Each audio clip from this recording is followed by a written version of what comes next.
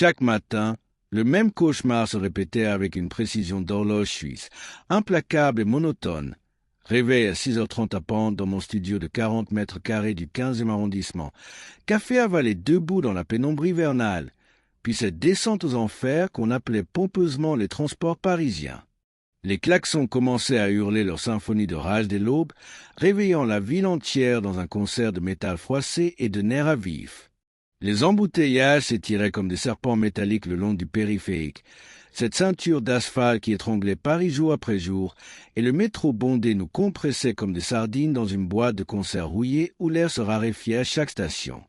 Paris m'avalait vivant, minute par minute, jour après jour, dans un processus de digestion lente et méthodique, sans que je trouve la force ou même l'idée de résister à cette machine infernale qui broyait les âmes avec l'efficacité d'un rouleau compresseur.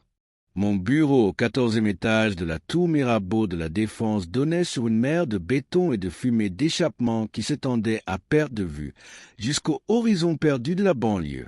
Les immeubles devaient refléter le ciel perpétuellement gris comme des miroirs brisés, créant un labyrinthe de reflets froids et trompeurs qui désorientaient l'œil et l'âme.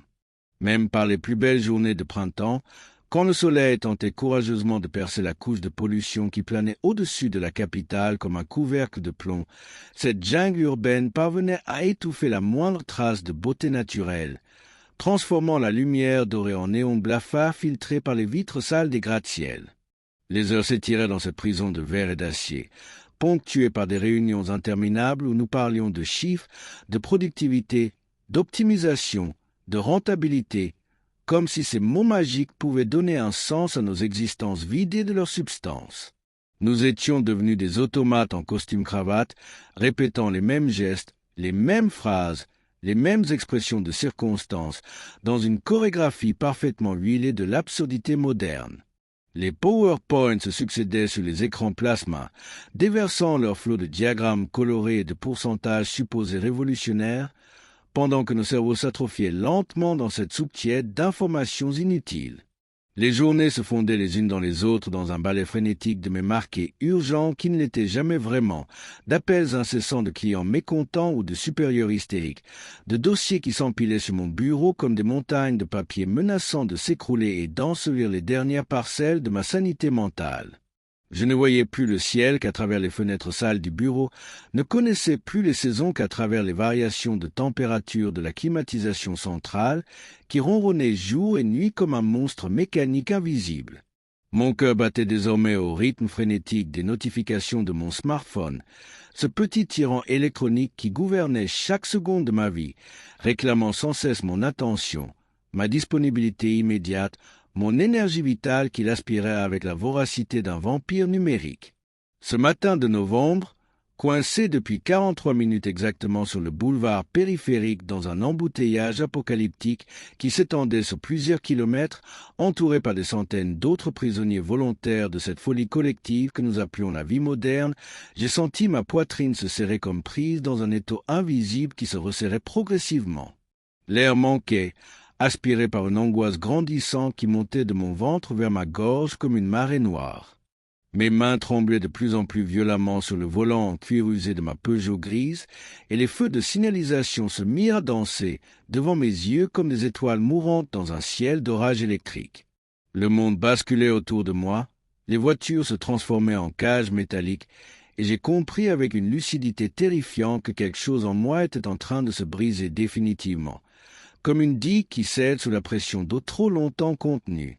Les klaxons autour de moi se muaient en sirènes d'alarme, les visages des autres conducteurs devenaient flous et menaçants derrière leurs pare-brise embués. Ma respiration s'accélérait de manière incontrôlable, mon cœur cognait si fort dans ma cage thoracique que j'étais certain qu'il allait exploser.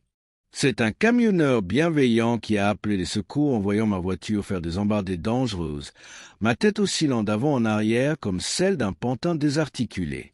L'ambulance a mis 25 minutes à me rejoindre en slalomant entre les files de voitures immobilisées, et quand les pompiers ont ouvert ma portière, j'ai bredouillé comme un fou. Je veux rentrer chez moi, mais je ne sais plus où c'est. Le lendemain de cette crise qui avait nécessité l'intervention spectaculaire des pompiers de Paris et une nuit d'observation angoissante à l'hôpital Cochin sous surveillance cardiaque, ma sœur Élise m'a appelé depuis son appartement ensoleillé de Marseille, où elle coulait des jours heureux avec ses 3 enfants et son mari pêcheur. Sa voix portait une gravité inhabituelle, teintée d'une émotion qu'elle s'efforçait de contenir, quand elle a prononcé ces mots qui allaient bouleverser le cours de mon existence. « Pierre, tu te souviens de la maison de grand-mère Marguerite en Dordogne? Celle avec le grand tilleul devant la cuisine? Elle est à toi maintenant. Le notaire a appelé ce matin. » Un silence pesant s'est installé entre nous, chargé de souvenirs d'enfance que j'avais enfouis sous 20 années de vie parisienne effrénée, comme des trésors oubliés dans le grenier de ma mémoire. Je ne me souvenais même plus du nom de ce village perdu au cœur du Périgord noir où nous passions nos étés insouciants quand j'avais 8, 10, 12 ans, avant que la vie adulte ne m'emporte dans son tourbillon de responsabilités et d'ambitions mal digérées. Ces souvenirs me revenaient par bribes floues, l'odeur du pain qui sortait du four de la boulangerie de M. Labrousse, les baignades dans la Dordogne aux eaux fraîches et vertes, les parties de cache-cache dans le grenier aux poutres centenaires, les histoires que nous racontait grand-mère le soir à la veillée en Écosse sans ses haricots verts. Tout cela me semblait appartenir à une autre vie, à un autre moi que j'avais abandonné quelque part sur le chemin de la réussite sociale. Elle a laissé une lettre pour toi, a continué Élise d'une voix tremblante d'émotion contenue. Le notaire l'a trouvée dans le secrétaire de la chambre, avec ton nom écrit dessus de cette belle écriture qu'elle avait gardée jusqu'au bout. Dans cette enveloppe jaunâtre aux bords usés par les manipulations, fermée à la cire rouge selon l'ancienne mode, grand-mère Marguerite me suppliait de sa plus belle calligraphie apprise chez les sœurs de ne pas vendre cette maison qui avait abrité 4 générations successives de notre famille. Cette terre t'attend, mon petit Pierre, avait-elle écrit de sa main tremblante mais encore ferme et appliquée. Elle saura te guérir de ce mal que tu portes en toi sans même le savoir. Viens respirer l'air pur que j'ai respiré pendant mes 80 années de bonheur simple. Viens retrouver ce que tu as perdu dans cette ville qui dévore ses enfants comme Saturne dévorait sa progéniture.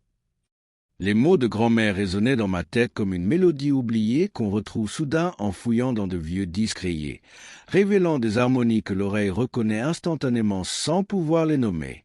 Pendant des jours entiers, je tournais et retournais cette proposition invraisemblable dans mon esprit fatigué et désorienté, pesant le pour et le contre avec la logique froide et comptable que m'avait enseigné ma formation d'école de commerce et mes 15 années de vie d'entreprise.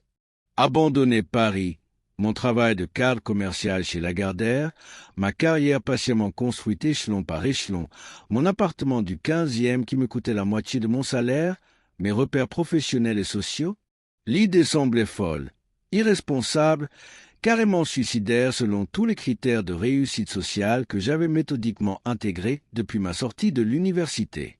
Mais au fond de moi, dans un recoin secret que les années parisiennes n'avaient pas réussi à corrompre complètement, une petite voix insistante murmurait jour et nuit qu'il fallait partir, que c'était peut-être ma dernière chance de me sauver avant que la machine ne termine de me broyer définitivement. Cette voix avait le timbre chaud et rassurant de grand-mère Marguerite. Elle sentait la confiture de prunes et la cire d'abeille. Elle me rappelait un temps où les journées s'étiraient paresseusement comme des chats au soleil, où le mot urgence n'existait pas dans notre vocabulaire, où l'important était de savoir reconnaître les nuages qui annoncent la pluie et l'heure exacte où les poules regagnent spontanément leur poulailler. 2 semaines plus tard, par un matin gris et froid de décembre où Paris portait sa mine la plus revêche, je chargeais ma voiture comme un fugitif abandonnant précipitamment une vie qui ne lui appartenait plus vraiment.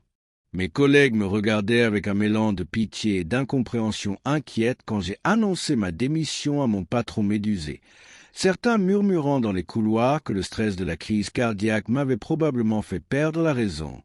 Peut-être avaient-ils raison. Peut-être étais-je effectivement devenu fou selon leurs critères normalisés de sanité mentale. Mais en démarrant ma voiture et en m'engageant sur l'autoroute A6 qui menait vers le sud et l'inconnu, j'ai senti pour la première fois depuis des années quelque chose qui ressemblait à de l'espoir palpiter faiblement, mais réellement dans ma poitrine contractée, comme un oiseau blessé qui retrouve l'usage de ses ailes. Les kilomètres défilaient sur l'asphalte humide, et à mesure que je m'éloignais de la capitale, je sentais un poids mystérieux se détacher progressivement de mes épaules. La banlieue parisienne cédait peu à peu la place aux champs labourés de l'Île-de-France, puis aux forêts bourguignonnes au feuillage d'automne, et enfin au premier vallonnement du Périgord qui se dessinait dans la lumière déclinante du jour. Mon téléphone portable sonnait régulièrement, affichant les noms de mes anciens collègues ou de clients affolés par mon départ soudain. Mais pour la première fois depuis des années, j'avais envie de ne pas répondre, de laisser cette vie d'avanceux, débattre toute seule avec ces urgences factices. La route m'appelait vers un destin que j'ignorais encore, mais que mon cœur reconnaissait déjà. Saint-Julien de Crops. Le panneau émaillé apparut dans mes phares comme une révélation, à demi rongé par la mousse verdâtre qui s'incrustait dans ces lettres bleues délavées, presque effacées par des décennies de pluie, de vent et d'indifférence administrative, comme un secret que le temps s'efforçait jalousement de garder pour lui seul. 38 habitants, annonçait-il fièrement en dessous du nom, ce petit chiffre dérisoire qui contrastait si violemment avec les millions d'âmes anonymes que je venais de fuir dans l'urgence. 38. Le nombre d'élèves dans ma classe de CM2, le nombre de personnes qui tenaient dans le bus de ramassage scolaire de mon enfance.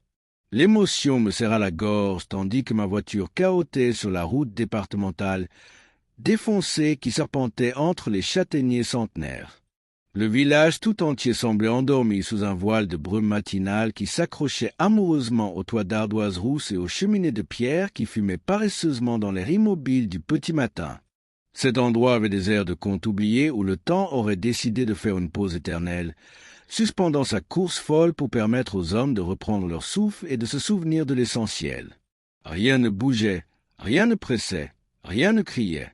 Même l'air semblait différent ici, plus dense, plus nourrissant, chargé de parfums que mes narines parisiennes avaient oubliés depuis longtemps, l'humus des sous-bois, la fumée de bois qui s'échappait des cheminées, l'odeur verte des prés humides de rosée.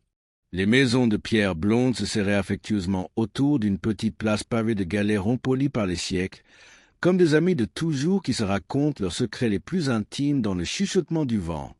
Chaque demeure semblait avoir sa personnalité propre, celle-ci avec ses volets verts et sa glycine centenaire qui grimpait jusqu'au toit, celle-là avec sa porte cloutée et son heurtoir en forme de tête de lion, cette autre avec son puits fleuri et sa tonnelle de vigne vierge.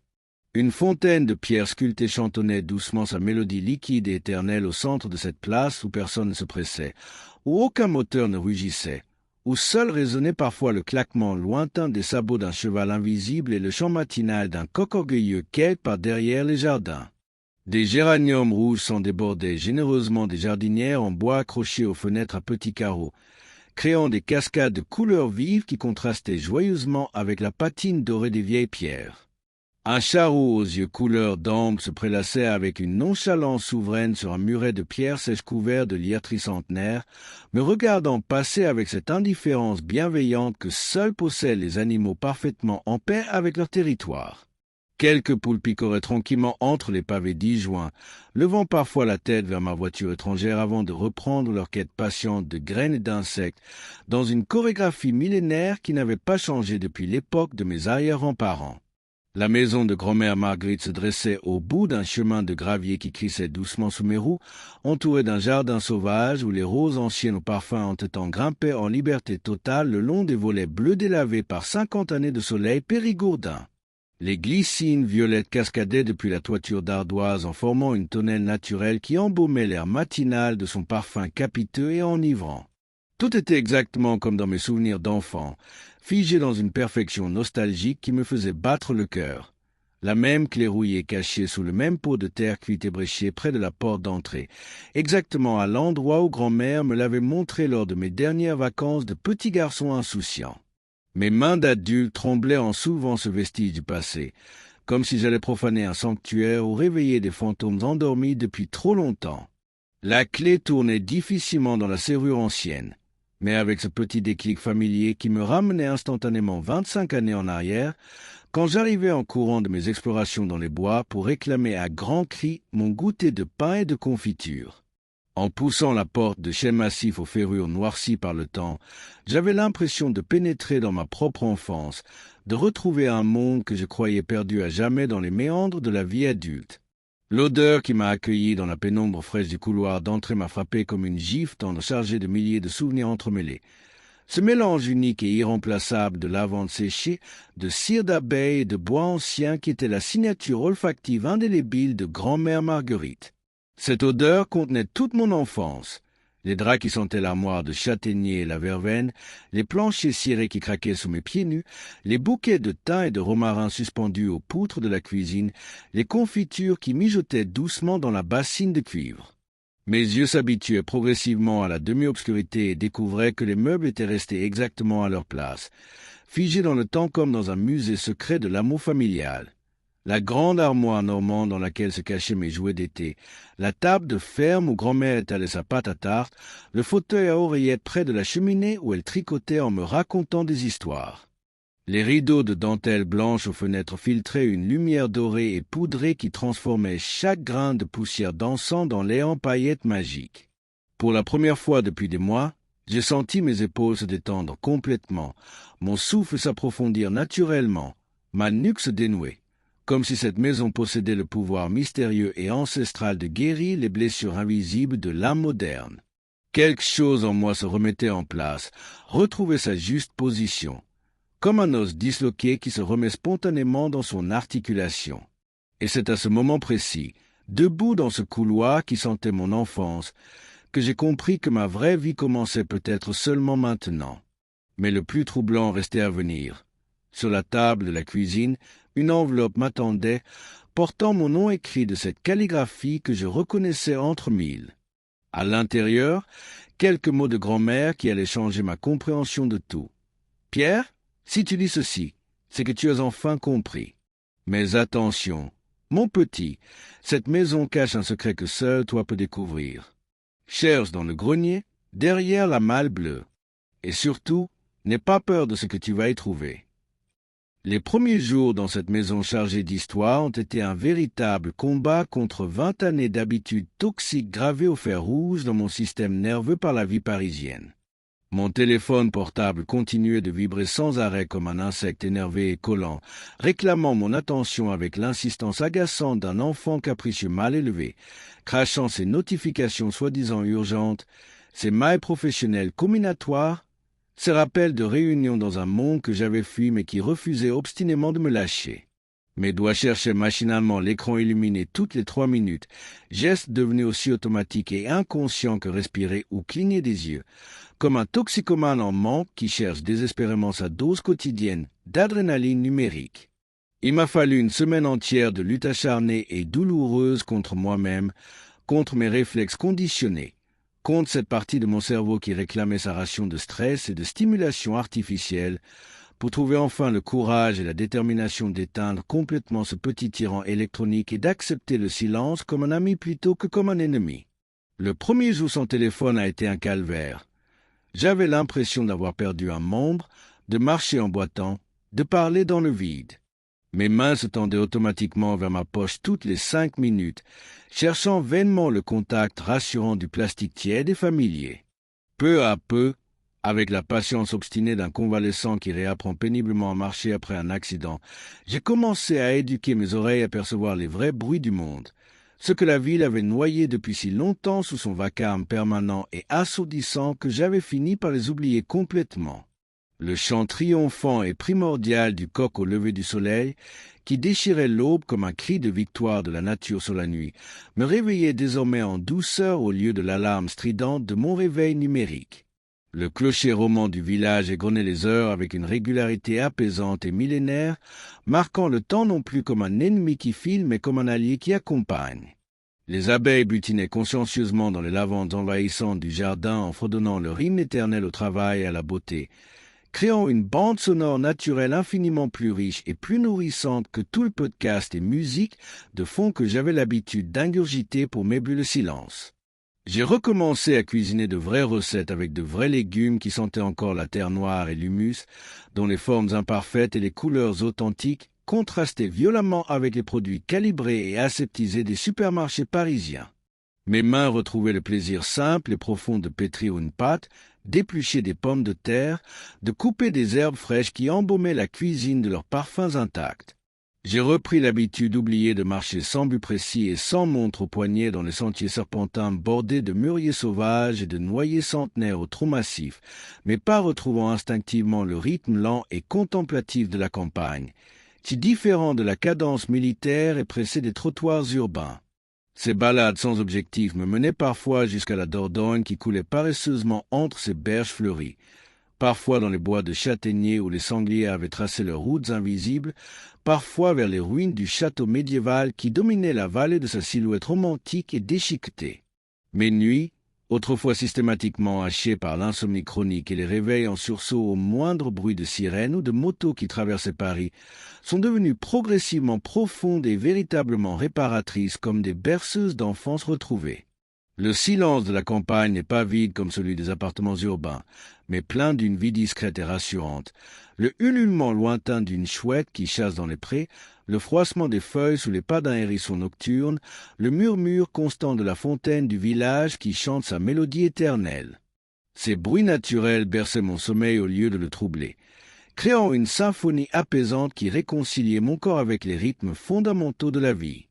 Un matin de mars particulièrement lumineux, alors que les premières pousses vertes perçaient courageusement la terre encore froide du jardin, j'ai décidé de m'attaquer au potager abandonné derrière la maison, là où grand-mère Marguerite cultivait autrefois ses légumes avec un art consommé transmis par sa propre grand-mère.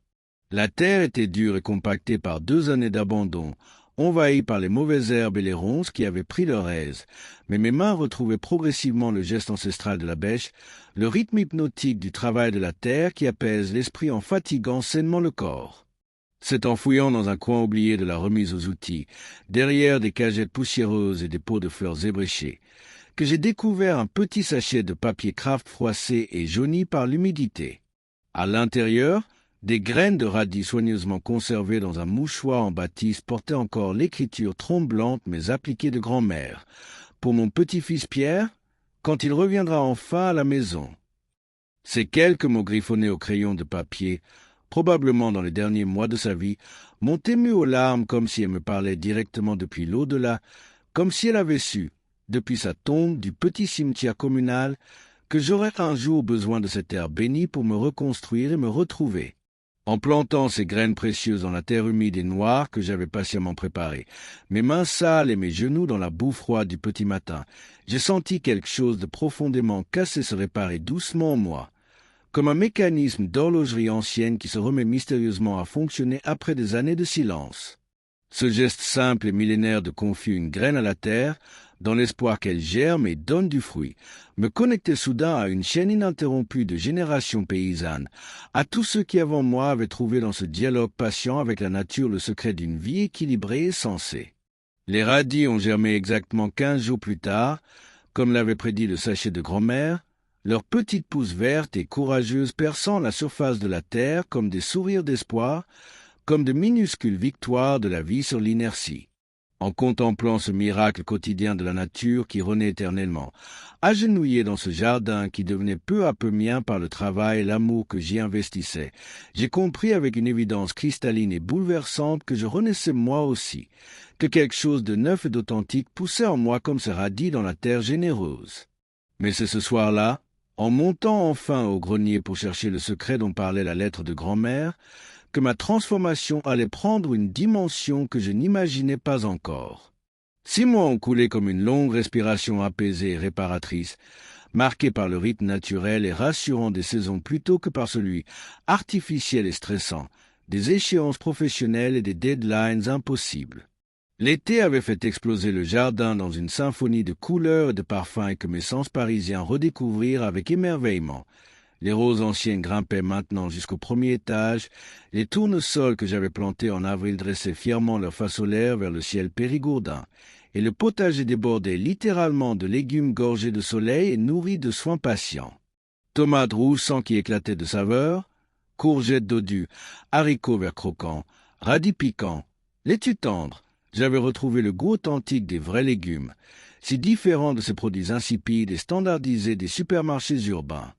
J'avais également apprivoisé les 3 poules rousses de Madame Dubois, ma voisine octogénaire aux yeux malicieux qui habitait la maison d'Axe en côté depuis sa naissance et qui connaissait l'histoire de chaque pierre du village. Berthe, Gisèle et Cunégonde, elles tenaient au prénom d'époque, avaient pris leurs habitudes dans mon jardin, picorant consciencieusement les limaces et les insectes nuisibles tout en me gratifiant chaque matin de 3 œufs frais au jaune orange vif qui n'avaient rien à voir avec les œufs blafards de l'industrie agroalimentaire. Ces poules étaient devenues mes premières confidentes rurales, écoutant patiemment mes monologues matinaux pendant que je leur distribuais leurs grains et renouvelais leur eau. J'avais aussi réparé les volets bleus de mes propres mains, retrouvant une habileté manuelle que je croyais perdue à jamais dans les méandres de la vie de bureau. Mes paumes s'étaient couvertes de calzonettes, mes bras avaient retrouvé une musculature naturelle. Et surtout, j'avais redécouvert la satisfaction profonde et primitive de créer quelque chose d'utile avec ses mains, de voir un objet cassé redevenir fonctionnel grâce à son travail et à son ingéniosité. Chaque réparation réussie était une petite victoire sur l'obsolescence programmée et la société du jetable, un acte de résistance tranquille contre l'absurdité consumériste. Mes anciens collègues de Lagardère m'appelaient parfois depuis leur tour de verre et d'acier de la Défense, leur voix de plus en plus lointaine et irréelle parlant encore de projets soi-disant urgents, de deadlines impossibles, de réorganisations permanentes qui n'amélioraient jamais rien, de clients tyranniques et de budgets serrés. Leur monde de stress permanent et de compétition stérile me semblait désormais si lointain, si artificiel et vain, comme un mauvais film dont j'aurais enfin trouvé la télécommande pour l'éteindre définitivement. Comment avais-je pu vivre si longtemps dans cette agitation perpétuelle, dans cette course folle vers des objectifs qui n'en étaient pas, dans cette quête effrénée d'une réussite qui ne menait qu'à l'épuisement et à la dépression? Le secret que grand-mère avait caché dans le grenier avait tout changé. Derrière la malle bleue, j'avais trouvé un carnet relié de cuir rouge qui contenait l'histoire de notre famille sur 4 générations. Tous ceux qui avaient vécu dans cette maison avaient connu un moment de leur existence où ils avaient dû choisir entre la facilité du monde moderne et la difficulté assumée d'une vie authentique. Mon arrière-grand-père avait quitté son poste de contremaître dans une usine de Bordeaux pour revenir cultiver cette terre. Mon grand-père avait refusé une promotion qui l'aurait emmené à Paris pour rester près de ses vignes et de ses noyers. Grand-mère elle-même avait renoncé à une carrière d'institutrice en ville pour élever ses enfants dans ce village. Ce carnet révélait que notre maison était en réalité un refuge, un sanctuaire pour tous les membres de la famille qui avaient besoin de se ressourcer, de retrouver leur vraie nature, de guérir des blessures que leur infligeait une société de plus en plus déshumanisée. Grand-mère avait tout organisé. Elle avait légalement protégé cette propriété pour qu'elle ne puisse jamais être vendue, créé une fondation familiale qui assurait son entretien, et même prévu un petit revenu régulier pour celui qui choisirait d'y vivre. Elle savait que tôt ou tard, l'un de ses descendants aurait besoin de ce havre de paix pour survivre au monde moderne. Ce matin-là, en cueillant les tomates encore chaudes de rosée dans la lumière dorée de l'aube, leur parfum se mêlant harmonieusement à celui du basilic sauvage et de la menthe qui poussait en liberté le long du mur de pierre, j'ai pensé à grand-mère Marguerite avec une gratitude infinie émue. Elle possédait cette sagesse mystérieuse et profonde des femmes de sa génération qui avaient traversé les guerres et les révolutions sans perdre leur bon sens ni leur humanité, cette intelligence du cœur qui leur permettait de voir au-delà des apparences et des modes passagères pour distinguer l'essentiel de l'accessoire. Elle avait compris bien avant moi que cette terre me sauverait de la noyade urbaine, que cette maison me rendrait à moi-même en me reconnectant aux valeurs fondamentales et au rythme naturel de la vie.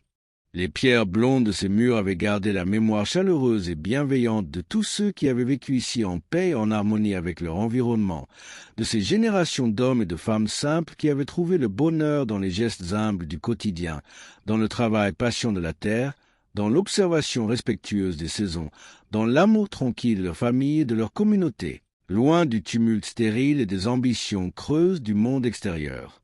Cette maison était imprégnée de leur sérénité, de leur sagesse, de leur joie de vivre authentique.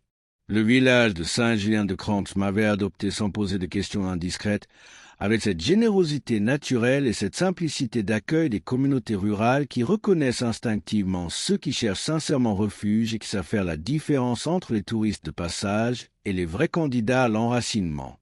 Madame Dupont, la boulangère aux joues roses et à l'accent chantant du Périgord, me glissait discrètement ses meilleures confitures de figues dans mon panier de pain-bis quotidien, accompagné d'un sourire complice et de quelques mots gentils sur la météo ou l'état de mon jardin. Monsieur Martin, le dernier agriculteur du village, me prêtait généreusement ses outils centenaires hérités de son père en échangeant quelques observations pleines de bon sens sur l'art difficile de cultiver un potager et sur les secrets de la terre périgordine. Nous parlions peu mais nous nous comprenions parfaitement. Liés par cette communion silencieuse et profonde de ceux qui ont choisi consciemment la lenteur contre la vitesse, la profondeur contre la surface, l'authenticité contre les apparences, la vérité simple contre les mensonges sophistiqués de la modernité triomphante. Ces gens-là possédaient une richesse intérieure, une paix de l'âme, une solidité morale que tous les diplômes et toutes les réussites professionnelles du monde ne pourraient jamais acheter ni remplacer. Ils étaient connectés à l'essentiel, enracinés dans le réel, libres des illusions et des faux-semblants qui empoisonnent l'existence urbaine. Hier soir, assis sur le perron de pierre encore tiède de la chaleur généreuse du jour, j'ai regardé le soleil disparaître lentement derrière les collines ondulantes couvertes de vignes centenaires et de châtaigniers majestueux, peignant le ciel périgourdin de roses tendres et d'or liquide dans un spectacle gratuit et renouvelé que nulle salle de cinéma, nulle œuvre d'art, nul divertissement coûteux ne pourrait jamais égaler en beauté pure, en émotion authentique. Pas un klaxon, pas une sirène, pas un moteur pour troubler cette symphonie parfaite du silence habité. Juste le vol silencieux et gracieux des hirondelles qui regagnaient leur nid douillet sous les avant-toits de tuiles rousses et le parfum enivrant des tilleuls en fleurs qui embaumaient l'air tiède du soir de leurs effluves sucrées et délicates. Dans ce moment de grâce parfaite et de plénitude absolue, entouré par cette beauté simple et éternelle, j'ai su avec une certitude inébranlable que je ne retournerai jamais à Paris ni à cette vie d'avant qui m'avait presque tué. Cette existence-là était morte et enterrée dans les embouteillages du périphérique, ensevelie sous les mails urgents et les réunions inutiles. L'homme que j'étais devenu dans ce village était mon vrai moi, celui que j'avais cherché sans le savoir pendant toutes ces années de course folle vers des mirages. La vraie vie, l'authentique, l'éternel, avait commencé ici, dans ce village béni qui m'avait rendu à moi-même et à la simplicité heureuse de l'existence. Demain, je commencerai à écrire l'histoire de ma renaissance dans le carnet de cuir rouge de grand-mère, ajoutant ma propre page à ces chroniques familiales de la résistance au monde moderne. Et qui sait, peut-être qu'un jour, un autre membre de la famille viendra frapper à cette porte, fuyant lui aussi la folie des villes, et trouvera dans ce mots l'espoir et la force de recommencer sa vie.